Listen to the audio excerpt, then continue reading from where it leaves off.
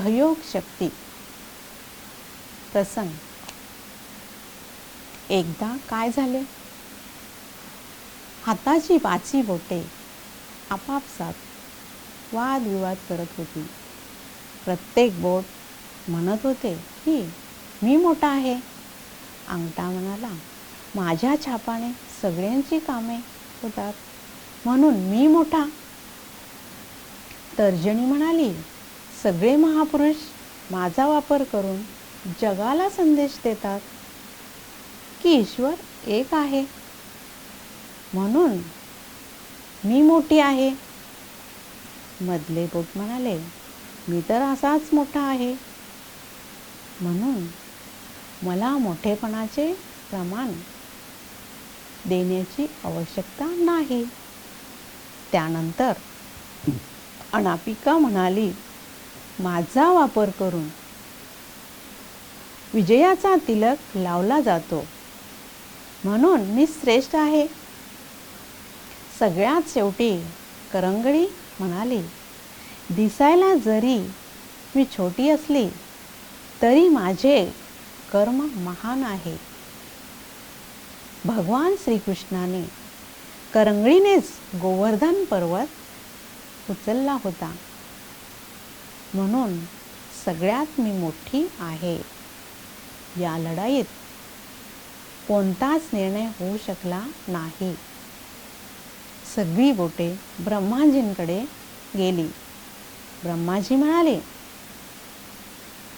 तुम्ही सगळ्यांनी एक काम करा. सगळ्यांपुढे त्यांनी बुंदी ठेवली आणि त्यांना सांगितले की तुम्ही एकट्यानेच याचा लाडू बनवून दाखवा. जोपर्यंत 5 बोटे एकत्र येत नव्हती तोपर्यंत लाडू बनवू शकत नव्हता. सगळ्या बोटांनी खूप प्रयत्न केले आणि शेवटी आपली हार स्वीकारली. ब्रह्माजी त्यांना म्हणाले की तुम्हा सगळ्यांचे महत्त्व सारखेच आहे, परंतु कोणी एकानेच विचार केला की मी सगळे काही करू शकेन तर ते शक्य नाही.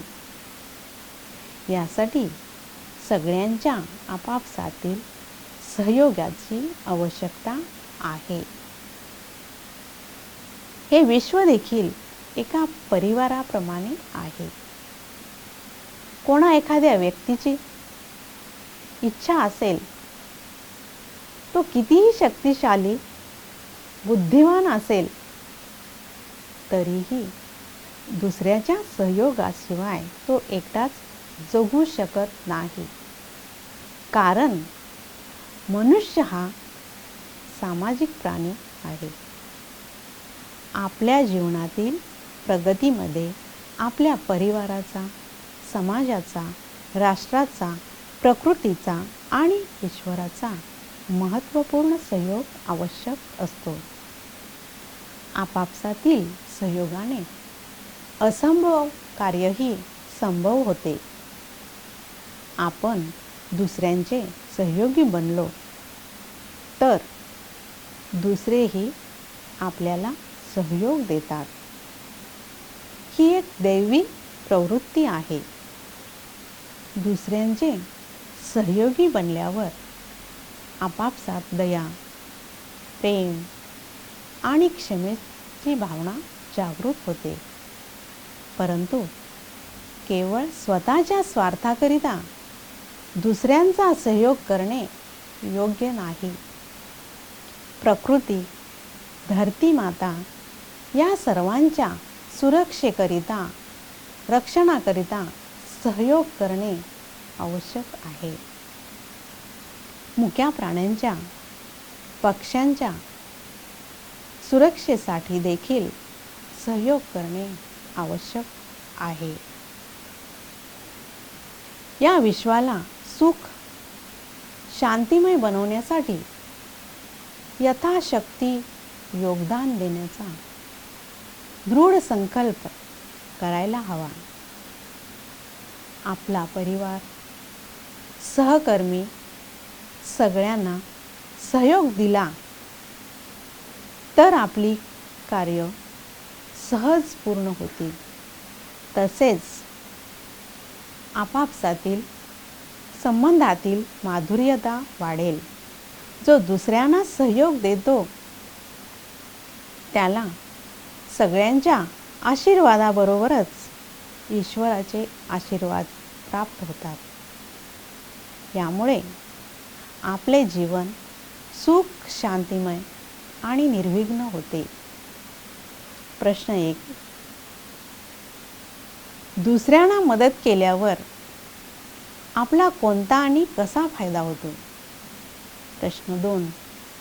आपल्या मदतीची आवश्यकता कोणाला असते आणि आपण कोणाच्या मदतीची अपेक्षा करतो? सहयोग शक्ती वाढवण्यासाठी अभ्यास. 1. हे विश्वची माझे घर. एक विश्व, एक परिवार. एकतेच्या सूत्रात स्वतःला बांधून घ्या. 2. वेळ आणि व्यक्ती बघून योग्य निर्णय घेऊन मदत केली तर कधीही आपले बोल, संकल्प आणि कर्म व्यर्थ जात नाही. 3. नेहमी स्वतःची सुरक्षा लक्षात ठेवून दुसऱ्यांपुढे मदतीचा हात पुढे करायला हवा, ज्यामुळे आपल्या प्रयत्नांना यश मिळते.